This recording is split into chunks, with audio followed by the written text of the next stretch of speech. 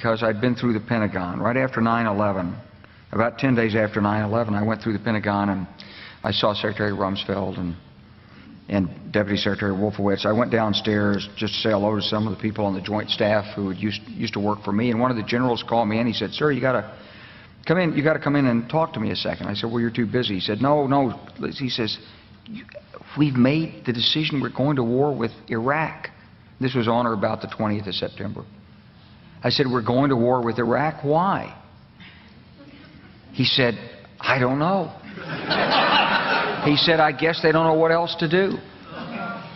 So I said, "Well, did they find some information connecting Saddam to Al-Qaeda?" He said, No. He says, "There's nothing new that way. They've just made the decision to go to war with Iraq." He said, "I guess it's like we don't know what to do about terrorists, but we've got a good military and we can take down governments." And he said, "I guess if the only tool you have is a hammer, every problem has to look like a nail." So I came back to see him a few weeks later, and by that time we were bombing in Afghanistan. I said, "Are we still going to war with Iraq?" And he said, "Oh, it's worse than that." He said, he reached over on his desk, he picked up a piece of paper, and he said, I just got this down from upstairs," meaning the Secretary of Defense's office today, and he said, "This is a memo that describes how we're going to take out 7 countries in 5 years, starting with Iraq and then Syria, Lebanon, Libya, Somalia, Sudan, and finishing off Iran."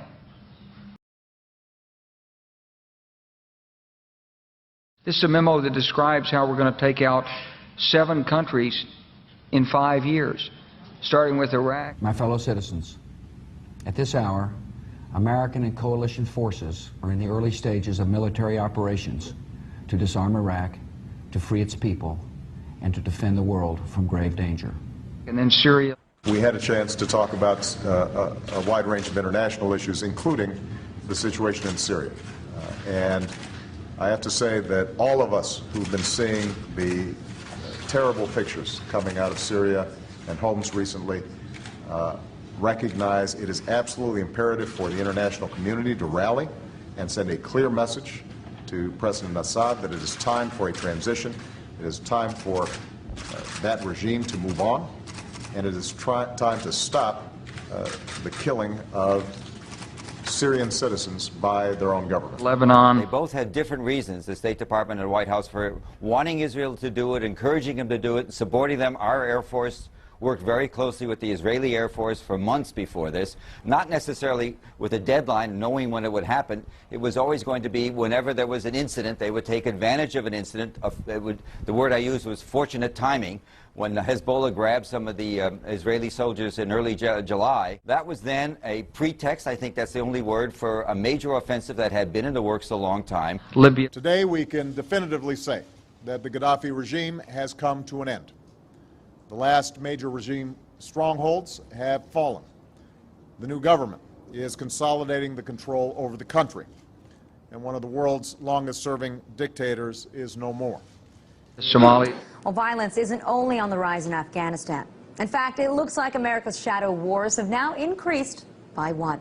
Drone strikes have long been reported in Pakistan and Yemen, but now there's news that a week ago, a U.S. drone aircraft fired on 2 leaders of the Somalian organization Al-Shabaab. Sudan. President Obama is sending 100 combat-equipped troops to Central Africa to advise local forces on getting rid of one of the continent's most vicious operatives, Joseph Kony, the head of the Lord's Resistance Army, a group responsible for atrocities across the region. It's the first open deployment of U.S. ground combat power to Africa since the Black Hawk Down incident in Somalia in the 1990s that killed 18 troops. U.S. troops may wind up now in Uganda, South Sudan, the Central African Republic, and the Democratic Republic of the Congo. It's part of a growing military effort to engage in Africa. Finishing off Iran.